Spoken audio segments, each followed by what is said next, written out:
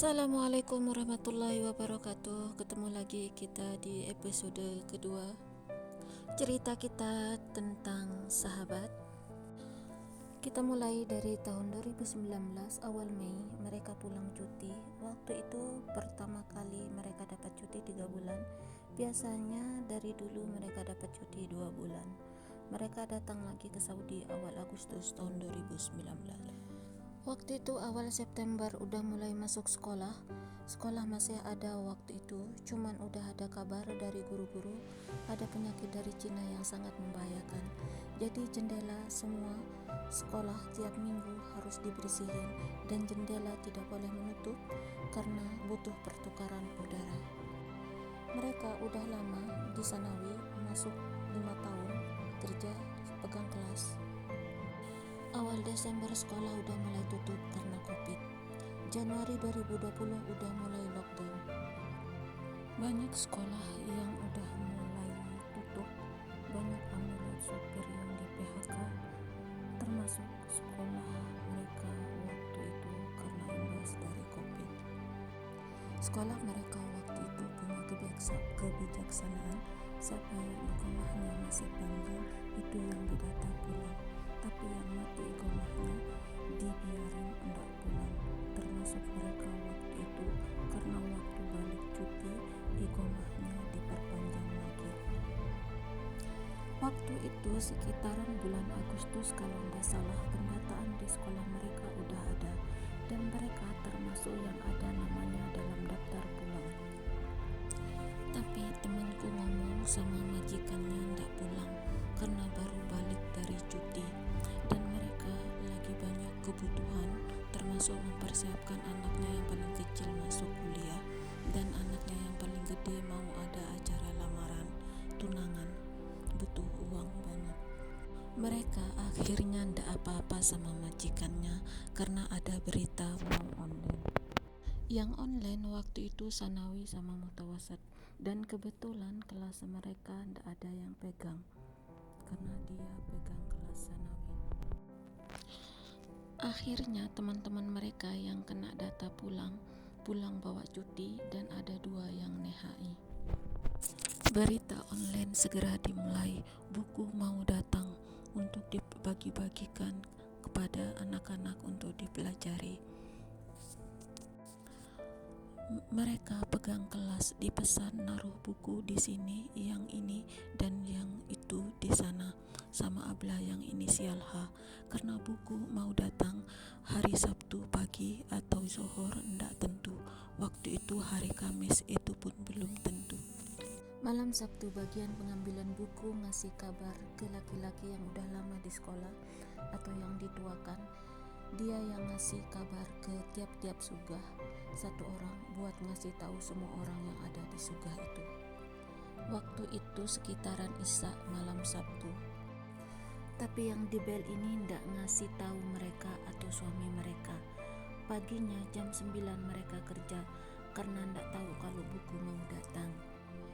Udah 2 jam kerja, inisial L ngebel. Dia bilang, "Kamu di mana? Buku datang."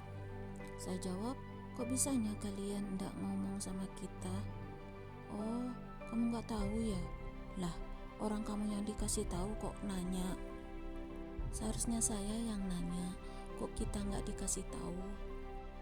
Kemudian saya nanya sama orang yang di bel mudir yang dituakan.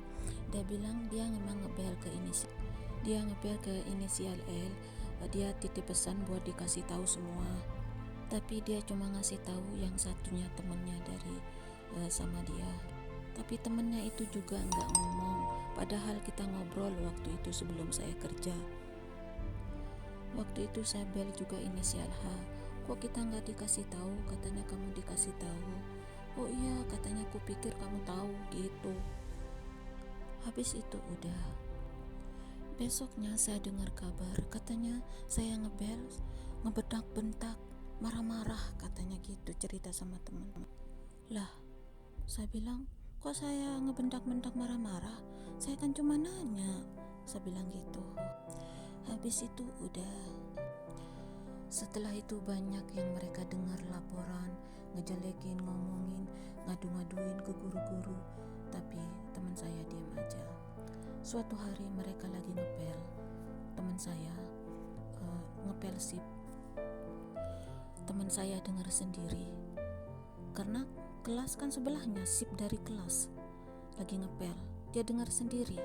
Tapi pas ditanya, katanya enggak, saya enggak ngomong apa-apa. Dia dengar sendiri, dengar juga dari gurunya cerita sama teman-temannya. Tapi semua itu ditilas. Oke, teman saya diam aja ya. Habis itu dia juga ngadu-ngaduin soal jam-jaman, padahal mereka juga jam-jaman. Giliran ditanya, katanya ngapain saya ngejelekin orang saya sendiri getol jam-jaman, gitu jawabnya. Tapi kalau giliran ditanya malah, dan juga dengar cerita, malah dia nuduh balik, katanya dia yang diomongin, dia yang diaduin. Teman saya kan masalahnya di atas, jadi dia duduk di atas, tak ada yang turun ke bawah, juga sampai kerjaan di atas dia turun ke bawah. Dan nanti kalau ada guru yang manggil dari atas, manggil kan suka manggil saya. Jadi, nah, yang satunya suka nyeletuk, katanya kok dia aja yang dipanggil gitu, bla bla bla bla gitu, kiranya saya ngaduin carmu apa gimana gitu tafsirannya. Tapi kan saya orang lama, dia orang baru. Kalau orang tak lama kan tahu, misalnya nanya ini mau itu, mau diambilin ini itu kan tahu kalau orang udah lama. Tapi dia kan orang baru, tapi dia itu suka nyeletuk gitu. Lagian juga kan kalau pagi maskul saya di atas, dia kan maskulnya di bawah. Habis itu udah saya nggak dipikirin, saya diam aja. Suatu hari saya kesel banget. Pagi saya tanya, malah dia teriak-teriak, bilang begini, bilang begitu, nilas omongan. Dia mencak-mencak kayak kuda, nendang ember, teriak, jadi semua jadi ribut. Dia itu pokoknya nilas semua omongan. Akhirnya kita dipanggil mudir. Padahal sebelumnya juga guru tempat dia ngomong datang ke belah Hulut, ditanya ini itu. Mereka mengakui semua. Waktu kita dipanggil berdua, dia mudir lagi marah, dia selalu nyahut, marah, teriak-teriak, suara kencang. Akhirnya karena dia selalu nyahut, jawab mudir lagi marah, dia dipukul tangannya. Saya juga dipukul tangannya. Habis itu saya naik ke atas kerja seperti biasa. Tapi saya dengar suami saya, dia nanya, ada apa itu teriak-teriak di luar? Katanya ribut di luar sana. Dia teriak kayak orang gila. Dia yang ngomong ke orang, ditanya nilas, malah dia yang teriak-teriak ngamuk. Habis itu pengaduan demi pengaduan saya dengar, tapi saya cuma diam. Lama-lama di online, tapi saya juga diam karena saya nggak tahu jelas apa yang mereka omongkan. Tapi saya tahu di online, karena guru-guru kan di atas, saya kan masuk di atas, semua saya tahu, mereka kan di bawah. Pengaduan saya dengar, cuman saya nggak begitu jelasnya, jadi saya cuma diam. Saya dengar juga saya dilaporin ke Wazara ini itu, tapi saya cuma diam. Pernah satu hari saya turun ngantar waragah ke mudir, mudir nanya,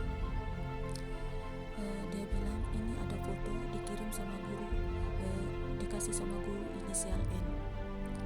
Tapi saya nggak kepikir foto apa gitu kan.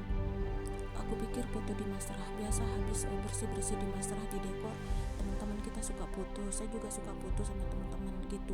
Aku pikirnya kayak gitu. Saya dengar berita ini itu online semua, guru-guru semua online. Saya cuma bisa diam aja. Pernah saya ditanya sama seseorang guru, dan bukan ditanya, kamu mau jawab apa gitu ngomongnya. Aku cuma diam aja, aku jawab apa? Gak ada orang yang ngasih tahu, gak ada yang ngasih kabar. Mereka ngomong apa di online, aku tidak tahu, aku gak tahu harus jawab apa. Aku bilang itu sama dia, cuma segitu jawaban kamu. Dia kesel karena saya nggak pernah jawab semua online pengaduan mereka. Saya nggak pernah jawab, saya cuma bisa diam dan diam. Aku cuma kerja diam, melihat mereka online, melihat mereka ngadu-ngadu. Aku coba dengar sepintas berlalu. Pernah ribut waktu itu, guru ngomong, katanya itu 500 kali main, katanya gitu. Saya lihat di bawah, itu sih inisial H ngomong sama guru. Habis itu dimarahin sama mudir, asal ngomong, katanya saya udah bosan sama dia, gitu ngomongnya. Katanya bosan sama saya. Habis itu naik ke atas, lain cerita lagi, katanya dari mana dia dapat rumah, dari mana dia dapat ini itu, katanya gitu. Ini saya lihat sendiri, mondar-mandir. Saya dengar suaranya, orang dia ngomong di masuk saya. Saya yang ngebersihin tempat itu. Saya cuma bisa diam. Pas saya pengen ngumpulin semua teman-teman, karena orang lama tahu siapa saya dan suami saya. Suatu hari saya datangin mudir, tolong dibuka semua ini, jangan disimpan dari teman-teman, biar teman-teman lama tahu, biar suami saya tahu. Tapi mudir gak mau. Sampai saya pernah rekam, saya nanya, ini semua di online kan? Iya, saya mau rekam. Dia marah, langsung dia bilang bisa dihapus. Gimana saya bisa ngasih tahu teman-teman dan suami saya? Karena saya pikir mereka lah bukti buat saya. Teman-teman dan suami saya itu adalah bukti. Tapi sampai sekarang suami pun saya tidak dikasih tahu. Mereka malah ngadu-ngaduin sama suami saya. Dia bilang gak ada online, gak ada masalah, gak ada ini itu, semua gak pernah ada. Jadi mereka bilang saya salah paham, saya salah dengar. Mereka ngomong kayak gitu. Ini perihal yang sangat menyakitkan bagi saya. Dengan kebohongan ini semua, aku udah terbersit pengen pindah Sugah waktu itu, karena setiap saya keluar Sugah difoto. Padahal mereka datang malam, mau jam berapa, saya keluar kencing malam pun saya lihat dia baru datang. Cuma saya gak pernah difoto, gak pernah diaduin. Tapi setiap saya keluar Sugah difoto, pergi jam-jaman difoto. Dia pergi jam-jaman di depan mata saya gak pernah difoto, gak pernah diaduin. Banyak yang saran sama saya, difoto, kenapa gak dibalas? Aku cuma diam saja. Akhirnya saya pun pergi dalam diam. Karena saya nggak tahu aplikasi online-nya semua, nggak ada orang yang mau ngasih tahu saya. Semua tertutup. Apalagi suami saya, malah mereka yang ngasih tahu, ngomong, ngaduin. Semua ini nggak pernah ada mereka ngomong. Dan aku sendirian sampai 1 tahun ini menghadapi semua itu. Aku dengar ini mau katanya diberitain di TV, di televisi, di radio. Aku cari semua radio, aku mau dengar. Lama, mungkin sekitar bulan Oktober, November, aku udah pindah sekolah. Baru aku nemu, karena aku teliti berita apa itu. Barulah aku tahu, barulah aku dengar berita dari sana. Itu cuman itu yang aku tahu sampai sekarang. Aku pikir semua orang dewasa pasti gak ada yang mau ngasih tahu saya. Saya pikir kayak gitu. Aku dekati anak-anak. Setiap anak-anak yang pegang HP aku liatin. Akhirnya aku dapat sama seorang anak Snapchat dari sana. Tapi aku coba buka aplikasi Snapchat. Aku buka semuanya, berteman sama semuanya. Tapi gak ada orang yang jawab saya. Gak ada yang mau berteman dengan saya.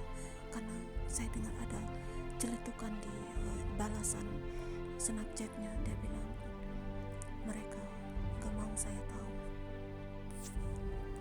Karena di sini katanya miliunan orang yang ngomong di Snapchat itu, triliunan orang. Aku nanya sama temen, mereka semua tertutup. Padahal saya tahu mereka online. Saya dengar sendiri mereka online.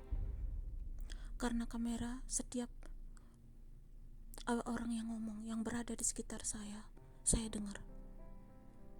Cuman gak ada yang mau ngasih tahu.